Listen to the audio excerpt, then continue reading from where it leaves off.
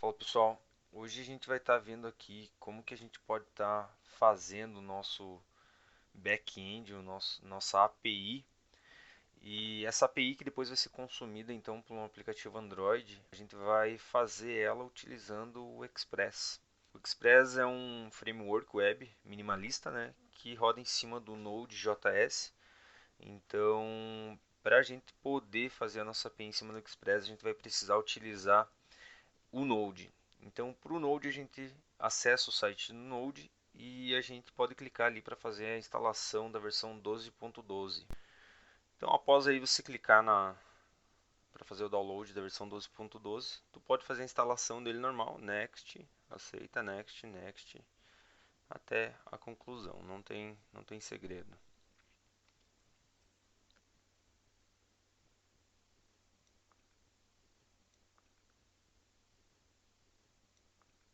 Após a instalação do Node, a gente vai utilizar o Git Bash. Se você não tem o Git Bash, basta acessar o site git-scm.com e fazer o download do Git e a instalação na sua máquina. O Git Bash fornece para a gente uma forma de a gente fazer um controle de versão dos nossos projetos. Porém, o que a gente vai estar utilizando do Git Bash é o terminal MinGW.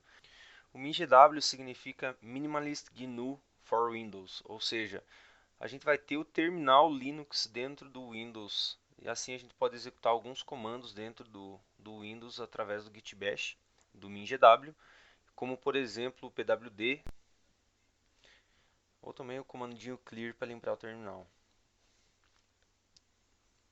No MinGW a gente pode ver a versão do Node através do Node-V. Então a gente pode ver que está a versão 12.12. Automaticamente, quando a gente está com o Node instalado, a gente tem também acesso ao NPM. O NPM vai ser o nosso gerenciador de pacote que vai ser utilizado para a gente instalar o Express. Tá?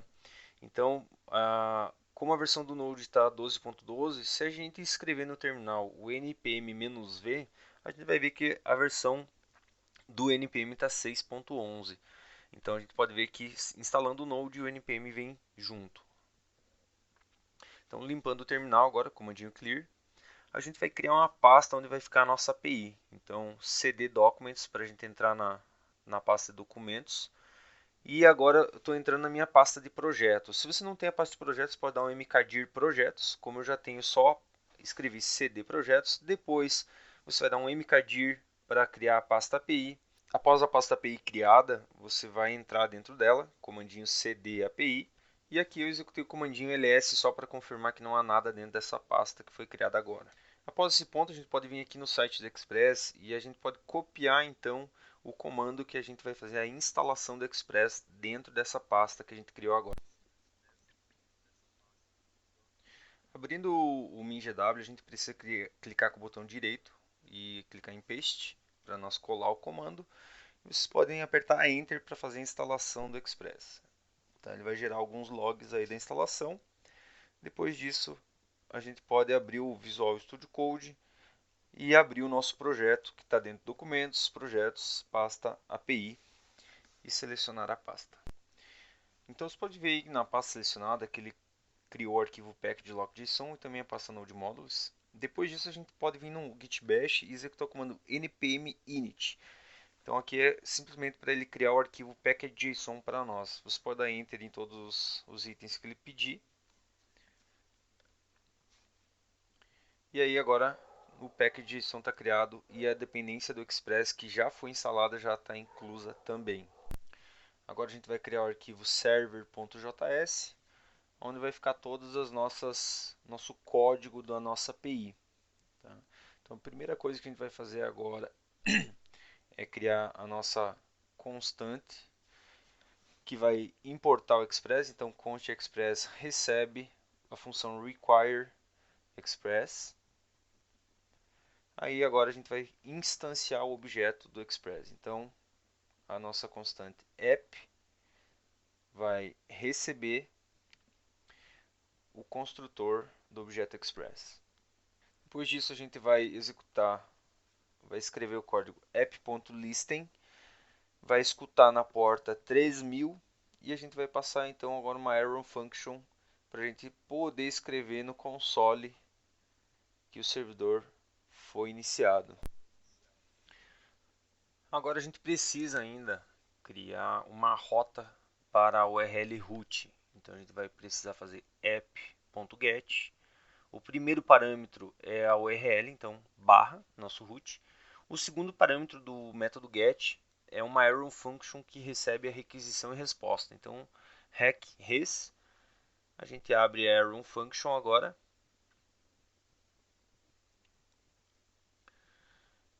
E enviando a resposta. Então res.send, passando a mensagem que a gente quer informar ao usuário. Então, bem-vindo à página inicial da API. Depois disso, a gente abre o MinGW e a gente vai colocar o comando node server.js. Assim, o servidor vai ser iniciado. A primeira execução, a gente precisa permitir o acesso do firewall do Windows. Aparece a mensagem que o servidor foi iniciado na URL localhost 3000, então a gente abre no navegador. Apareceu então a mensagem bem-vindo à página inicial da API. Ok? Agora a gente pode começar a fazer a nossa API efetivamente. Então o /root não é uma API, ou não é uma requisição que a gente vai fazer muito, então a gente precisa criar através do app-get /users. Então o segundo parâmetro sempre vai ser requisição e resposta, com a arrow function. E aqui agora a gente vai criar um objeto JSON simplesmente para a gente simular dados que possivelmente a gente enviaria depois. Res.send, enviando o objeto JSON. Então agora no MinGW a gente precisa parar o servidor com o comando Ctrl C e a gente precisa iniciar o servidor novamente. Isso a gente precisa fazer para todas as vezes que a gente tiver alterações nos nossos arquivos, tá? Agora no Chrome, se a gente digitar url/users, a gente pode ver que os dados estão sendo retornados. Só que um problema é que esses dados são fixos, então a gente precisa fazer uma conexão com o banco de dados agora, tá? Então no MinGW a gente vai parar o servidor, a gente vai instalar agora o SQLite. Então npm install SQLite 3 e tracinho save. Aproveitando, vamos instalar também o body parser, que vai ser utilizado para a gente fazer parseamento dos dados que vão vir pelas requisições. Okay, instalado. Então pode ver aqui que o body parser, o Express e o SQLite foram importados. E agora no nosso server.js a gente pode começar a importação dessas bibliotecas. Então vou colocar só um comentário aqui para ficar organizado. Importação do Express, do servidor Express. As próximas linhas são a importação do SQLite 3. Const SQLite 3 vai receber a função require do SQLite 3. Ok. Agora a gente vai criar uma instância do SQLite 3. Então const db vai receber um novo objeto database. E aqui a gente precisa passar por parâmetro qual é o nome do nosso banco de dados. No nosso caso vai ser app.db. Ok? Ponto e vírgula no final. Então dessa maneira aqui a gente vai criar um novo arquivo que vai ser o nosso bootstrap.js, mas vamos renomear porque faz mais sentido o nome ser setup.js, que vai ser a configuração do nosso banco. Tá? Da mesma forma que a gente fez no server.js, a gente vai fazer a importação aqui do SQLite 3.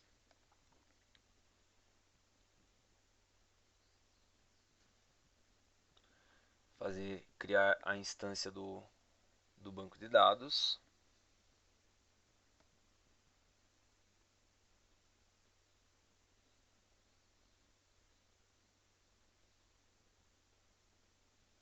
E aí agora a gente vai executar uma query, ou seja, o comando para a gente poder criar nossa tabela. Então db.serialize, passando uma arrow function vazia, aonde a instância db vai executar com o método run um create table users com o id do tipo integer primary key, o e-mail do tipo text. No SQLite a gente não tem o tipo varchar como em outros bancos como SQL e Postgres. O password também vai ser do tipo text.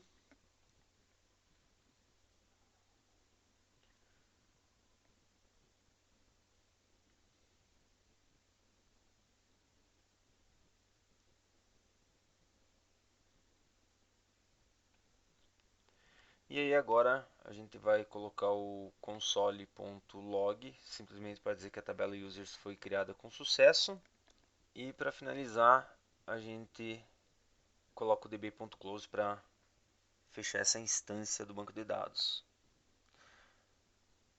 A gente pode rodar agora o comando node setup.js.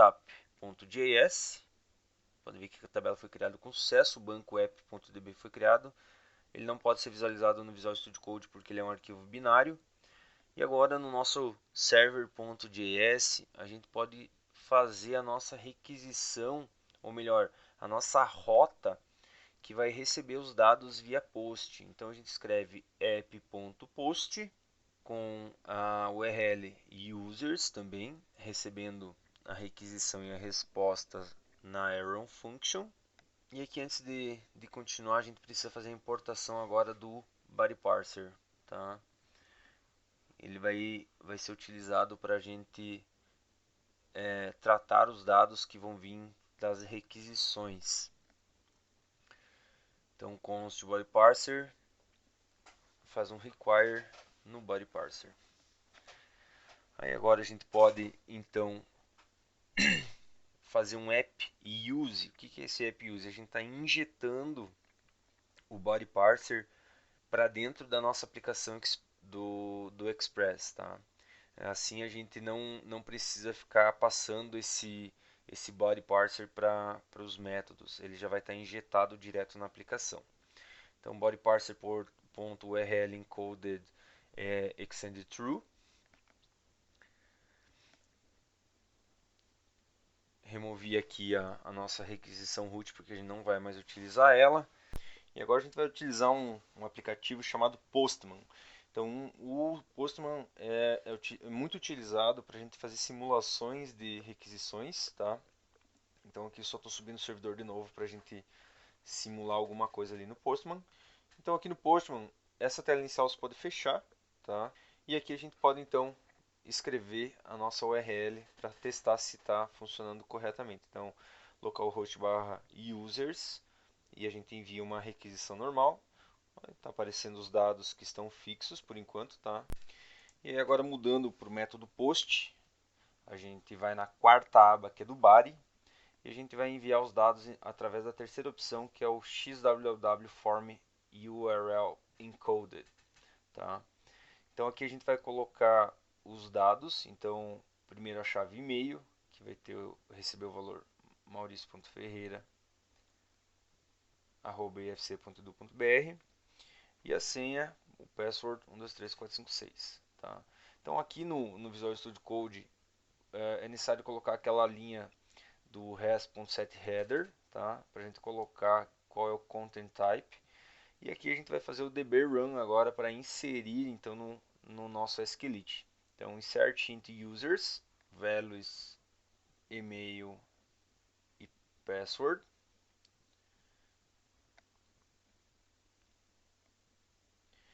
E aí agora o método run ele precisa de alguns parâmetros. O primeiro então é nosso SQL para inserir no banco. O segundo aqui vai ser os parâmetros. O segundo parâmetro é o objeto com os parâmetros e os valores, chaves e valores. Então o e-mail vai receber da requisição pegando do body o valor do e-mail e também o password pegando da variável rec.body o valor do password, tá? E aí o terceiro parâmetro do método run, ele precisa de um callback, que quando acontecer algum tipo de erro, tá? Esse erro pode ser enviado ou não, então a gente vai fazer uma verificação. Se houver essa variável erro preenchida, se ela não for nula, então se ela for, né, se ela existir, a gente envia então a resposta para quem requisitou com a mensagem de que ocorreu algum erro durante a execução. Então, ocorreu um erro ao inserir o usuário. E aqui a gente aproveita e concatena com a mensagem do erro. Então, mais err, e caso contrário, else, se não vier nenhuma mensagem de erro, a gente envia uma mensagem de OK.